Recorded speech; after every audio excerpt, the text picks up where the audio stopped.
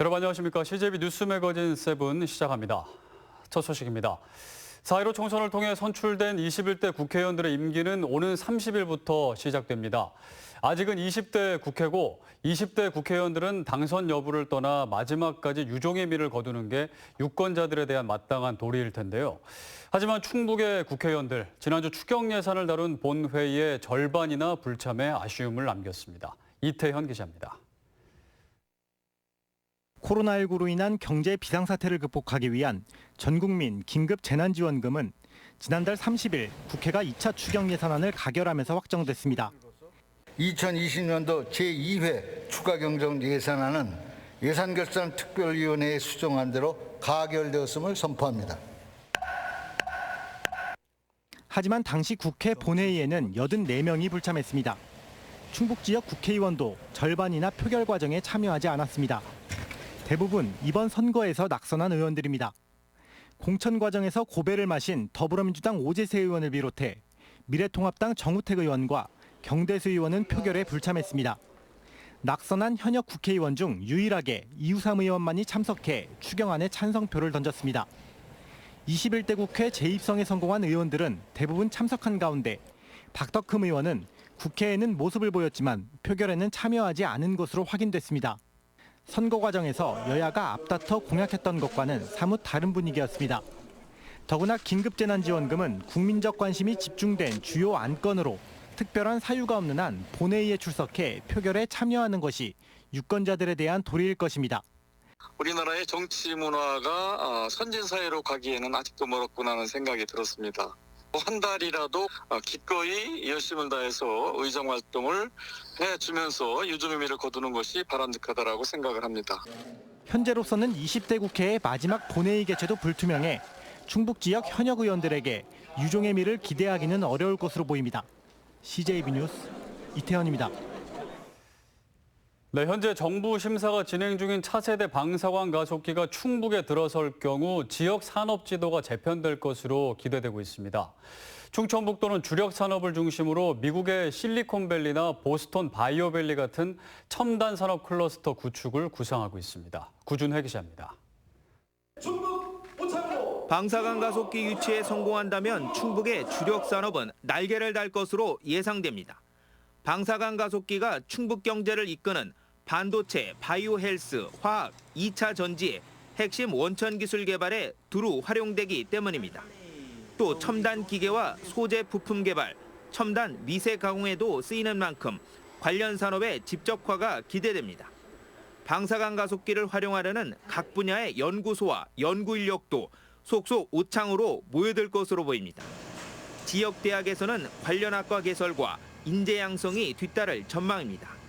충청북도는 정주 여건 개선을 위한 사이언스 아카데미 빌리지 조성 사업을 추진 중입니다. 궁극적으로 기업 유치와 연구기관 집적, 도시 인프라 확대를 통한 획기적인 지역 발전을 기대하고 있습니다. 산업, 인력, 그리고 어떤 그런 기반이 삼위일체가 돼서 거대한 방사광 가속기 클러스터가 구축될 것으로 그렇게 예상을 하고 그런 클러스터 구축 계획을 지금 수립 중에 있습니다. 단기적으로는 건설 경기 활성화가 기대됩니다. 1조 원의 예산이 투입되는 방사광 가속기는 2022년부터 2028년까지 7년 동안 건설됩니다. 한국기초과학지원연구원은 방사광 가속기가 구축되면 생산 유발 효과 6조 7천억 원, 고용 유발 13만 7천 명, 부가가치 2조 4천억 원의 경제적 효과가 발생할 것으로 예상했습니다. 충청북도가 방사광 가속기 유치를 통해 그리는 미래는 4차 산업혁명 기술 개발을 선도하는 최첨단 과학도시 건설입니다. 충북 경제를 도약시킬 원대한 꿈의 실현 여부는 오는 7일 판가름 납니다. CJB 뉴스 구준혜입니다. 2022년 괴산 세계 유기농 산업 엑스포의 국제 행사 승인을 받기 위한 준비가 본격화됐습니다. 7월 말 승인 여부가 결정되는 가운데 아시안 게임과 같은 유치 실패가 되풀이되지 않아야 한다는 목소리가 높습니다. 안정은 기자입니다. 충청북도와 괴산군이 2022 괴산 세계 유기농 산업 엑스포의 국제 행사 승인을 위해 본격적인 준비에 나섰습니다. 지난 2015년 괴산에서 세계 최초의 유기농 엑스포를 개최한 이후 두 번째 도전입니다. 첫 엑스포 당시 24일 동안 약 108만 명이 다녀갔고 충북은 유기농 특화도의 기반을 다졌다는 평가입니다. 첫 대회로 유기농 산업에 씨앗이 뿌려졌다면 7년 만에 개최할 두 번째 대회는 유기농 산업의 실질적인 확산을 도모하기 위한 것입니다. 충청북도와 괴산군은 첫 과제인 국제행사 승인을 얻기 위해 지난해 12월 기획재정부에 엑스포 개최 계획서를 제출했고 지난달 28일 대외경제정책연구원에 현장 실사를 받았습니다. 국제행사 승인 여부는 7월 말 결정될 예정입니다. 현장에서 저희들은 긍정적인 메시지를 좀 보았고 관련되는 유기농 단체 기관과 2022년 괴산 세계 유기농 산업 엑스포가 국제행사 승인이 될 수 있도록 모든 역량을 다해 나가도록 하겠습니다. 주무대가 될 괴산군은 엑스포 유치에 모든 군정 역량을 쏟아붓기로 했습니다. 대규모 엑스포를 통해 세계의 시선을 괴산으로 모아 지역 발전의 획기적 전기를 이룬다는 포부입니다. 괴산이 이번 유기농 산업 엑스포를 통해서 정말로 유기농의 본고장으로서 유기농 산업도 만들어가고 유기농을 통한 힐링과 체험, 관광 이런 것들을 접목시켜 나가는 엑스포를 개최하려면 국제행사 승인부터 관련 예산 확보, 국제기구와의 협조 등 숱한 과제가 있어 도 차원의 총력전이 필수입니다. 세계 유기농 산업 엑스포가 충북 괴산에서 7년 만에 또 한 번 개최될 수 있도록 역량 결집이 필요한 때입니다. CJB 뉴스 안정은입니다.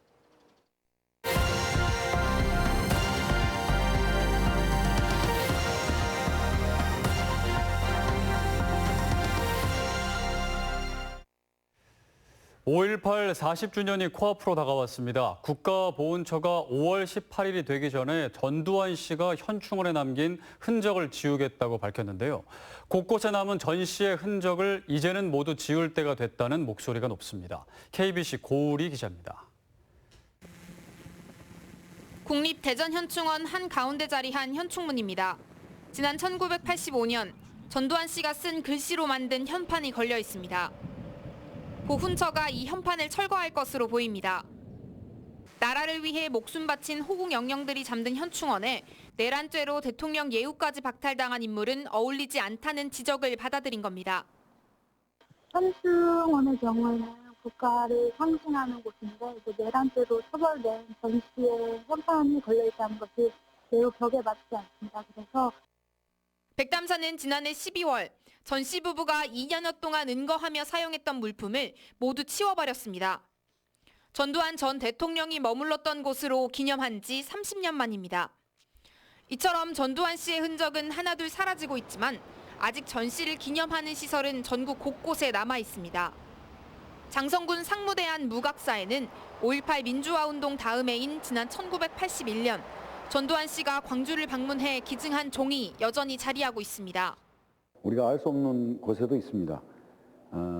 어떤 특정한 그 군부대에 전두환 이름으로 새겨진 현충비랄지 충원비랄지 이런 것들이 도처에 있고요.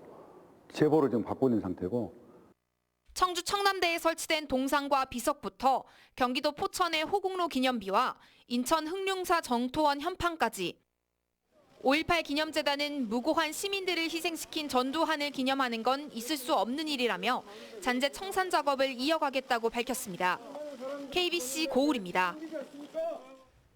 산속에 남아있는 간벌목은 불쏘시개처럼 산불을 번지게 해서 숲 가꾸기 사업에서도 크게 신경 쓰는 부분입니다. 최근에 소나무 재선충병 방제 과정에서 생긴 나무 더미가 곳곳에 그대로 방치돼 산불 확산 위험을 높이고 있습니다. 지원 최돈희 기자가 현장 취재했습니다. 재선충병이 발병했던 춘천의 한 야산입니다. 비닐 천막에 덮인 나무 더미를 곳곳에서 볼 수 있습니다. 재선충병에 감염된 나무를 잘라낸 뒤 훈증으로 약품 처리를 한 뒤 쌓아놓은 겁니다. 자세히 살펴봤습니다. 훈증막이 벗겨져 있어 감염목이 그대로 노출돼 있는가 하면 약한 바람에도 펄럭일 정도로 훈증막이 대충 덮여진 곳도 있습니다. 밀봉돼 있어야 할 훈증막 곳곳이 구멍 나 있고 찢겨져 있습니다. 방제 작업 당시 잘려지고 남은 나무 밑동도 규정보다 높습니다. 원칙대로라면 나무 밑동은 10cm 이하로 잘라내야 합니다. 밑동이 많이 남아있으면 매개충을 완전히 제거하기 어렵기 때문입니다. 그게 오래되면 이게 찢어지고 또 뭐 날리고 막 그러더라고 이게. 뭐 폐기물로 어떻게 처리를 해야 되는지 모르겠지만 이거는 좀 문제가 있다고 봐요. 이거는. 소나무가 제선충병에 걸리면 잘게 파쇄해 소각하는 게 최선이지만 작업이 어렵고 일손이 부족해 훈증 방제를 널리 사용하고 있습니다.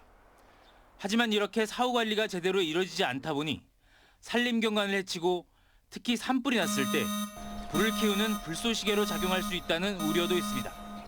춘천 지역에서만 2013년 이후 방제 처리된 훈증 더미가 10,000개가 넘는 것으로 추정됩니다.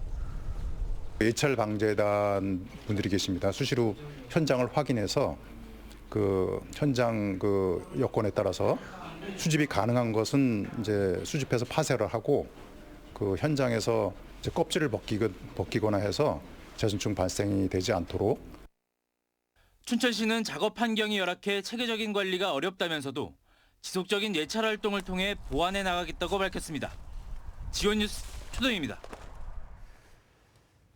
CJB 뉴스 매거진 7 함께하고 계십니다. 내일 충북의 날씨 알아봅니다. 박지영 캐스터 전해주시죠. 오늘은 고기압의 가장자리에서 구름 많은 날씨를 보였습니다. 다만 구름 사이로 햇살이 강하게 내리쬐며 오늘도 어제만큼 더운 날씨를 보였는데요. 어린이날인 내일은 기압골의 영향으로 오후부터 밤 사이 충북 전역에 비 소식이 있습니다. 이번에도 예상 강수량은 5mm 미만으로 비의 양이 많지는 않겠지만 기압골이 강하게 발달할 경우 이 비는 확대될 가능성이 있습니다. 낮 기온은 오늘보다 낮겠는데요. 충북 전역의 한낮 기온이 22도 안팎을 보이며 오늘보다 최고 6도가량 낮겠습니다. 그동안 워낙에 이른 더위가 찾아왔던 터라 22도면 조금 낮게도 느껴지실 텐데요. 다만 내일도 역시 평년 이맘때 수준을 보이며 종일 포근한 하루가 예상됩니다. 내일 충북의 하늘은 대체로 흐린 가운데 미세먼지 걱정은 없겠습니다. 날씨였습니다.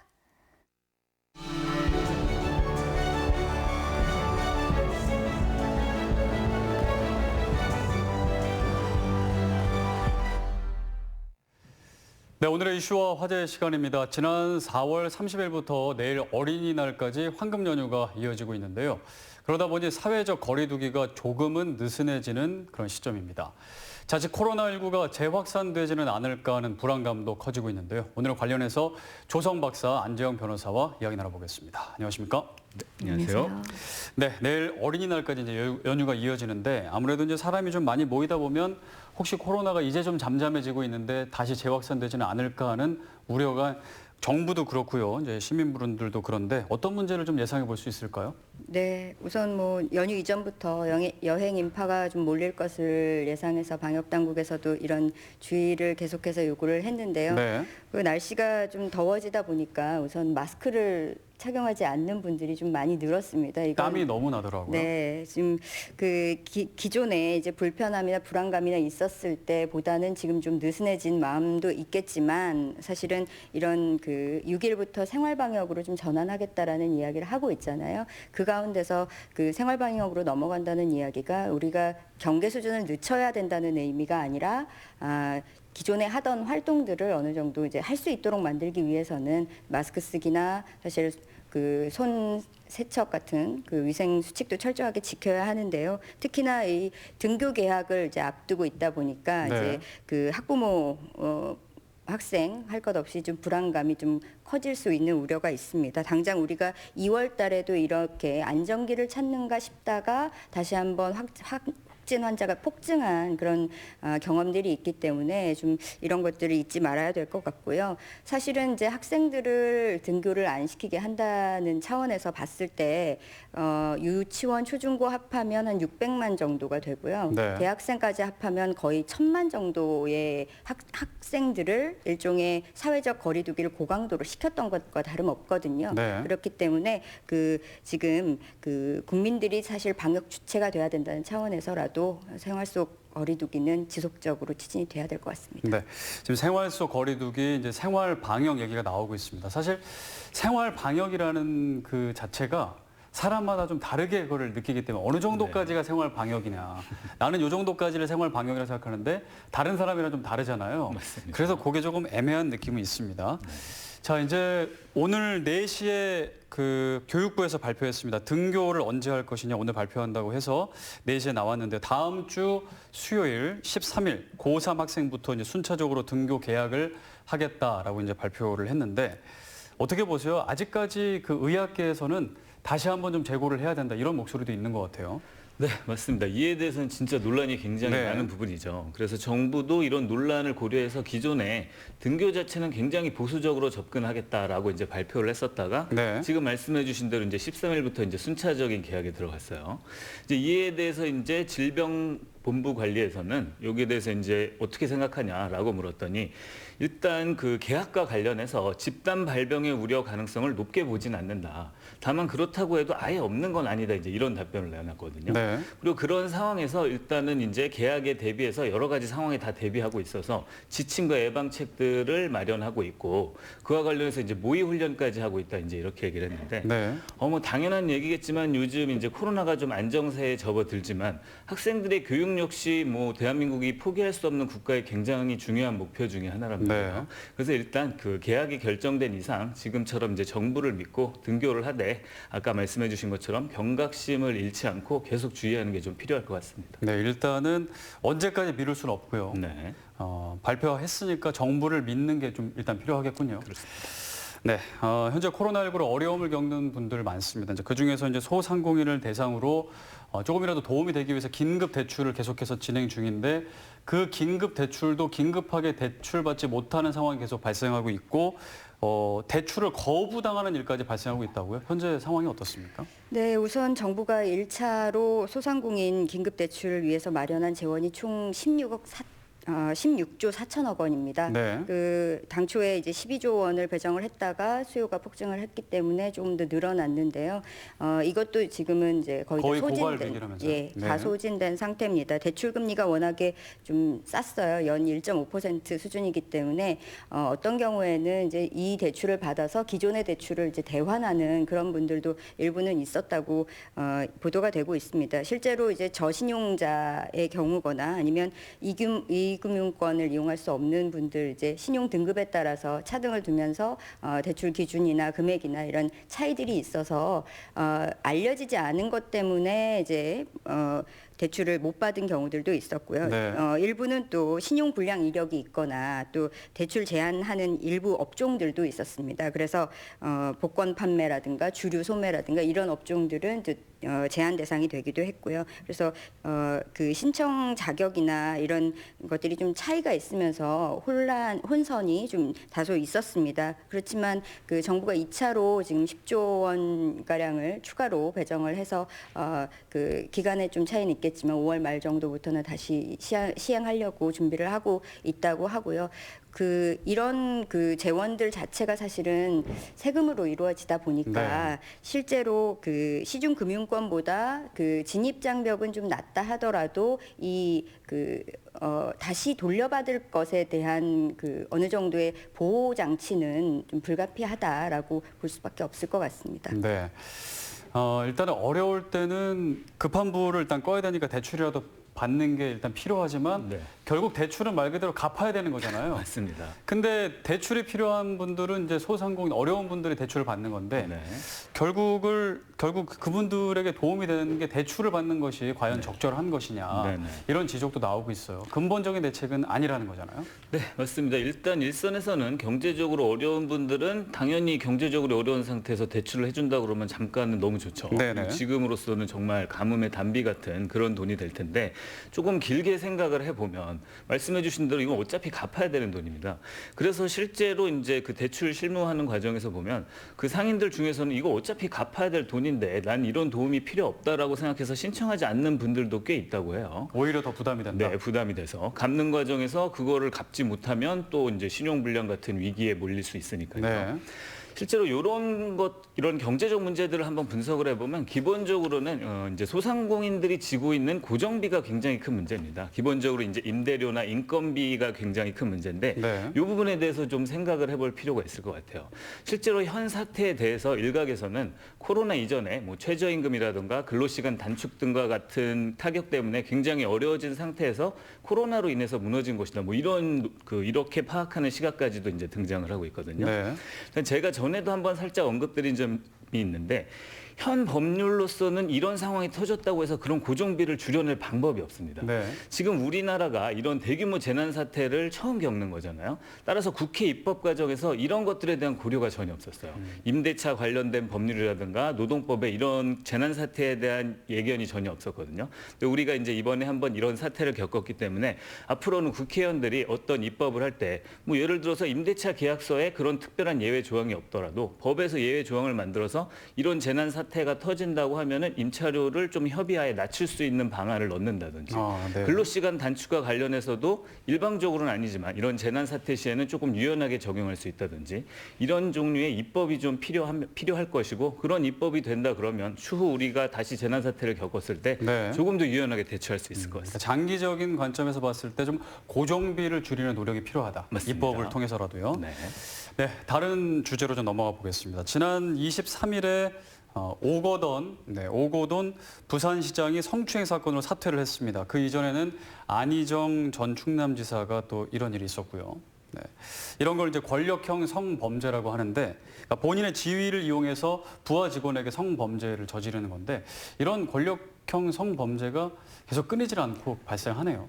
네, 뭐 지금 말씀해주신 것처럼 오거돈 전 시장이 성추문 사건으로 이제 퇴임을 했습니다. 네. 그 윤리 감각은 없고 우선은 권력 의지만 있다, 권력 욕구만 있다 이렇게 보는 게 첫 번째 맞을 것 같고요. 이게 어쩌다 이런 일이 벌어졌다라고 보기보다는 일종의 태도라고 봐야 되는 입장인 것 같습니다. 두 번째는 이제 관대함이 있을 수 있을 텐데 법적으로도 그렇고 우리 법원이라든지 검찰이라든지 내지는 사회적인 인식 자체가 형을 깎아주는 것 이런 일이 있을 때 뭐 처음이니까 좀 봐주고 네. 술 마셨으니까 좀 봐주고 하는 식으로 좀 넘어가주는 그런 관행들이 좀 작용을 해서 이것들이 끊이지 않고 계속 이어진다고 생각이 들고요.